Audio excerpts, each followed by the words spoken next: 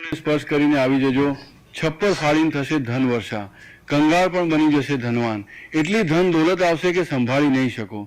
જન્મો જન્મની ગરીબી તત્કાળ દૂર થઈ જશે. વિશ્વાસ ન હોય તો 15 જૂન સોમવતી અમાસના દિવસે પ્રેક્ટિકલ કરીને જોઈ લેજો.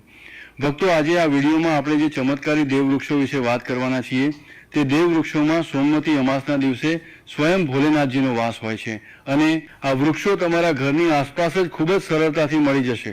આ દેવવૃક્ષો વિશે સ્વયં મહાદેવે પોતાના પ્રિય ભક્ત રાવણને કહ્યું છે કે કોઈ પણ વ્યક્તિ સાચા સમયે સાચા મુહૂર્ત પર સાચી ક્રિયા અનુસાર 15 જૂન સોમવતી અમાસના દિવસે આ વૃક્ષને સ્પર્શ કરીને ચૂપચાપ આવી જાય છે તો તેના ઘરમાં સ્વયં મહાદેવનો આશીર્વાદ થઈ જાય છે અને તેના જીવનમાં ચાલી રહેલી ગરીબી, દુઃખ, કષ્ટ બધું સમાપ્ત થઈ જશે. જન્મો જન્મની ગરીબી તત્કાળ દૂર થઈ જશે તમારું. ભાગ્ય 7મા આસમાને હશે. જ્યાં પણ જશો ધન દોલત તમારી પાછળ પાછળ આવશે. તો ભક્તો, તમારી પાસે એક નાનકડી વિનંતી છે કે વિડીયોને પૂરો જુઓ તો જ લાભની પ્રાપ્તિ થઈ શકે છે. એટલા માટે આ વિડીયોને પૂરો જુઓ.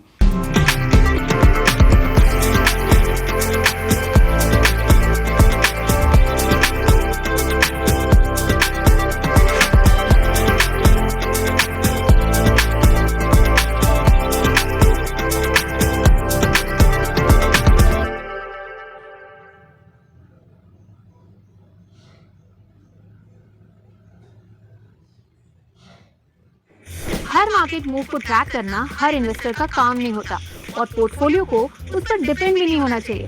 ETF के साथ आप indices, sectors, metals, global markets और डेट तक में इन्वेस्ट कर सकते हैं। मतलब ज्यादा मार्केट पार्टिसिपेशन बिना सब कुछ अलग से मैनेज किए। Explore ETFs on angel one, built for intelligent investors. Investments in securities market are subject to market risks. Read all the related documents carefully before investing.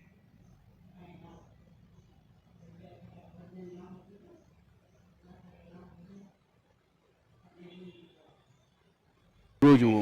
જો આજે તમે વિડીયોને વચ્ચે વચ્ચે જોયો, કાપીને જોયો તો જીવનમાં તમને ક્યારેય સફળતા હાંસલ નહીં થાય અને તમે આખા વર્ષ દરમિયાન પરેશાન જ રહેશો. ભક્તો, આ વિડીયોમાં અમે તમને એવા ઝાડ જણાવીશું જેને સ્પર્શ માત્રથી તમારી ગરીબી તત્કાળ દૂર થઈ જશે. હા ભક્તો, માં લક્ષ્મીની તમારા પર એવી કૃપા થશે કે આવનારા સમયમાં તમે ધનવાન બની જશો. જો તમે 15 જૂન સોમવતી અમાસના દિવસે આ જે ઝાડ અમે તમને જણાવીશું તે ઝાડને સ્પર્શ માત્રથી તમારી ગરીબી દૂર થઈ જશે. ભક્તો, આ વખતે સોમવતી અમાસ ઘણા વર્ષો પછી અધિક માસમાં આવવા જઈ રહી છે. તો જે વૃક્ષો વિશે અમે તમને જણાવવા જઈ રહ્યા છીએ, જો તમે તેમને અમારા કહ્યા અનુસાર સાચા સમય અને શુભ મુહૂર્ત જોઈને સ્પર્શ કરી લો છો તો વિશ્વાસ રાખો તમારા જીવનમાં થોડા દિવસો પછી ધનની વર્ષા થવા લાગશે. પછી તમારા જીવનમાં તમને ઉન્નતિ કરવાથી કોઈ નહીં રોકી શકે. તમારી દરેક મનોકામના પૂરી થશે, ખુશીઓથી ભરાઈ જશે. તમારું ઘર, જો તમે 15 જૂન સોમવતી અમાસના દિવસે આ દેવ વૃક્ષોને સ્પર્શ કરી લો છો તો ત્રણેય દેવ બ્રહ્મા, વિષ્ણુ, મહેશનો તમને આશીર્વાદ મળી જશે. એટલા માટે ભક્તો, આ વિડીયોને પૂરો જોઈ લો. તો ચાલો જાણીએ કે કયા એવા છોડ છે જેને 15 જૂન સોમવતી અમાસના દિવસે સ્પર્શ કરીને જવાનું છે. પણ તે પહેલાં જો તમે આ ચેનલ પર નવા છો તો ચેનલને સબસ્ક્રાઇબ કરીને વિડીયોને એક લાઇક જરૂર કરો. સાથે જ તમે તમારી રાશિ અથવા તમારા શુભ નામને કમેન્ટ બોક્સમાં જરૂર નાખી દેજો, કારણ કે અમે તમારી રાશિથી જોડાયેલ ભાગ્ય પણ જણાવીએ છીએ અને ભાગ્યમાં ચાલી રહેલી પરેશાનીઓને તત્કાળ દૂર કરવા માટે સરળમાં સરળ ઉપાય પણ જણાવીએ છીએ. એટલા માટે તમે તમારી રાશિ કમેન્ટ બોક્સમાં જરૂર નાખી દેજો. તો ચાલો ભક્તો, વિડીયોને શરૂ કરીએ. જુઓ ભક્તો, હિન્દુ સંસ્કૃતિમાં ઘણી પ્રકારની પૌરાણિક માન્યતાઓને મહત્વ આપવામાં આવ્યું છે કે ઘણા એવા ઝાડ છોડ હોય છે જે દેવવૃક્ષ કહેવાયા છે અને ખૂબ જ શુભ પણ માનવામાં આવ્યા છે. પ્રકૃતિમાં હાજર ઘણા એવા ઝાડ છોડ હોય છે જે આપણા જીવનમાં ચાલી રહેલી પરેશાનીને દૂર કરી દે છે. ખાસ વાત એ છે કે ઝાડ છોડની ન માત્ર લોકો પૂજા કરે છે પરંતુ ઔષધિના રૂપમાં પણ પ્રયોગ કરે છે. આ ઘણી પ્રકારની મોટીથી મોટી બીમારીને ઠીક કરે છે અને વેદ પુરાણોમાં પણ ઘણી પ્રકારના ઝાડ છોડનો ઉલ્લેખ છે. ભક્તો, જો તમે પણ 15 જૂન સોમવતી અમાસના આ વૃક્ષોને સ્પર્શ કરી લો છો તો તમને મહાદેવનો એવો આશીર્વાદ મળશે જેનાથી તમારા જીવનની સમસ્ત પરેશાનીઓ દૂર થઈ જશે. ભક્તો, જ્યોતિષ માન્યતાઓ અનુસાર આ સોમવતી અમાસ પર સ્વયં ભગવાન ભોલેનાથ આ ચમત્કારી છોડ પર બિરાજમાન રહેશે, જેની વાત આગળ આપણે આ વિડીયોમાં કરવાના છીએ. અને જો તમે આ ખાસ ઝાડને અમારા કહ્યા અનુસાર તેમને સ્પર્શ કરીને આવી જાઓ છો તો આનાથી જ તમારો બેડો પાર થઈ જશે અને તે જ વખતે ત્રણેય દેવ બ્રહ્મા, વિષ્ણુ, મહેશનો આશીર્વાદ તમને તરત મળી જશે. પછી તમને ધનવાન બનતા સ્વયં વિધાતા પણ નહીં રોકી શકે. તે ચમત્કારી વૃક્ષોને જણાવતા પહેલા આપણે તમને સોમવતી અમાસ વિશે જાણકારી આપી દઈએ, જેથી તમને તે દેવ વૃક્ષોને સ્પર્શ કરવા માટે સાચા શુભ મુહૂર્તની ખબર પડી જાય. ચાલો જાણીએ સોમવતી અમાસની સાચી તારીખ, સમયનું શુભ મુહૂર્ત. પુણ્યકાળ વિશે પંચાંગ અનુસાર જ્યેષ્ઠ અધિક માસની કૃષ્ણ પક્ષની અમાસ તિથિ 14 જૂનના રોજ બપોરે 12:20 વાગે શરૂ થશે અને આ તિથિનું સમાપન 15 જૂનના રોજ સવારે 8:23 વાગે થશે. એટલા માટે ઉદયા તિથિ અનુસાર આ વખતે 15 જૂન સોમવારના દિવસે અમાસ તિથિ મનાવવામાં આવશે. ભક્તો, સૌથી પહેલાં તો તમે બધા 15 જૂન સોમવતી અમાસના દિવસે આ છોડને કોઈ પણ સમય એટલે કે કોઈ પણ ટાઈમે સ્પર્શ કરીને આવી શકો છો. તેમાં કોઈ પણ પ્રકારની તકલીફની વાત નથી. ચલો હવે આપણે તમારો વધારે સમય બરબાદ ન કરતા જણાવીએ કે કયા કયા ઝાડ છોડને સ્પર્શ કરવું જોઈએ. ભક્તો, આપણા હિન્દુ ધર્મમાં દેવી માતા રાણીના અનેક સ્વરૂપ કહેવાયા છે, જેમાં વૃક્ષોને પણ માતા દેવીના સ્વરૂપ કહેવાયા છે. તો આજે આપણે તમને એવા વૃક્ષ વિશે જણાવીશું જેને 15 જૂન સોમવતી અમાસના દિવસે સ્પર્શ કરવું ખૂબ જ શુભકારી જણાવવામાં આવ્યું છે.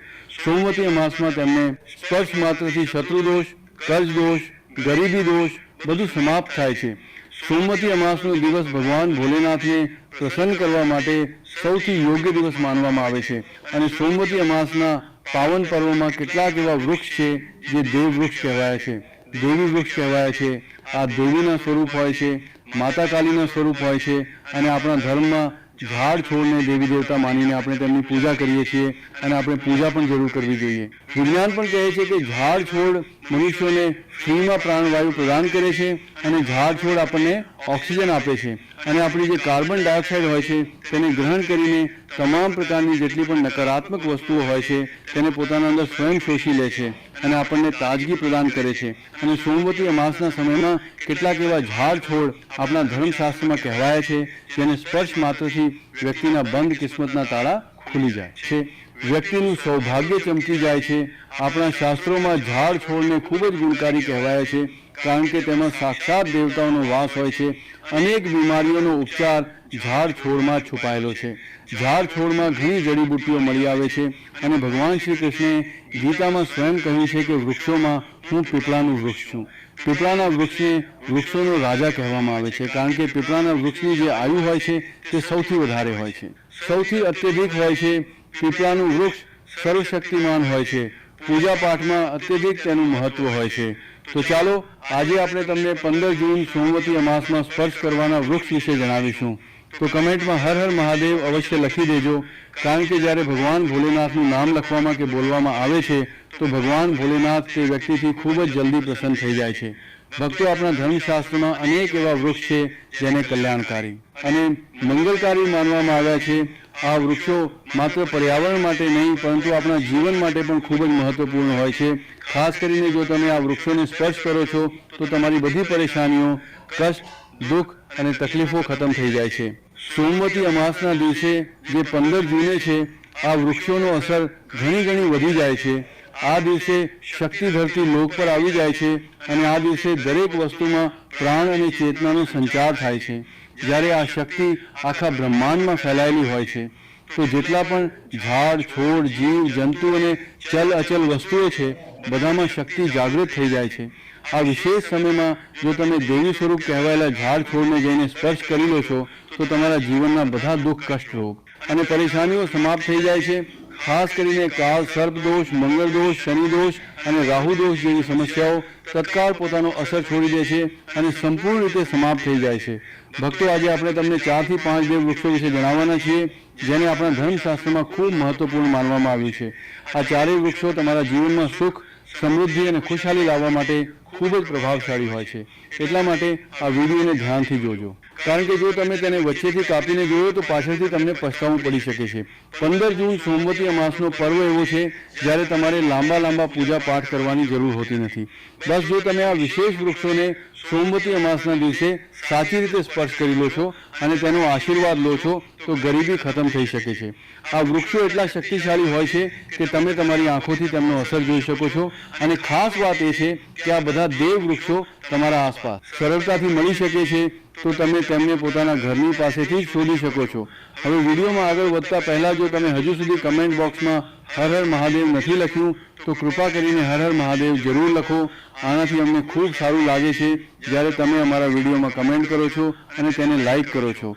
આનાથી અમારું મનોબળ વધે છે અને અમે હજુ પણ વધુ સારી જાણકારી તમારા માટે લઈને આવીએ છીએ.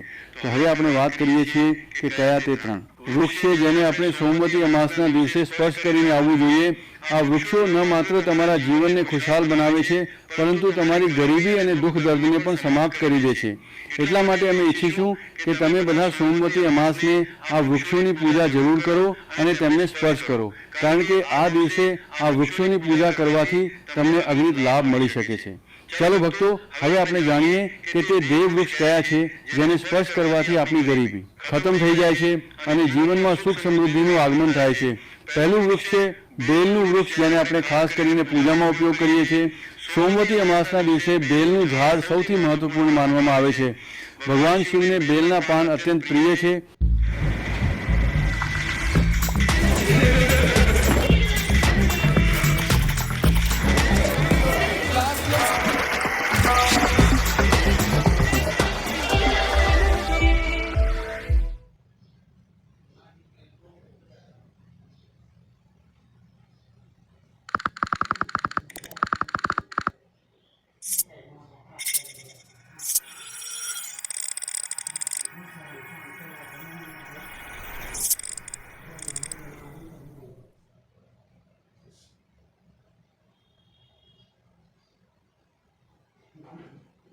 છે અને તેમને શિવલિંગ પર બેલપત્ર અર્પિત કરવાથી વિશેષ પુણ્યની પ્રાપ્તિ થાય છે.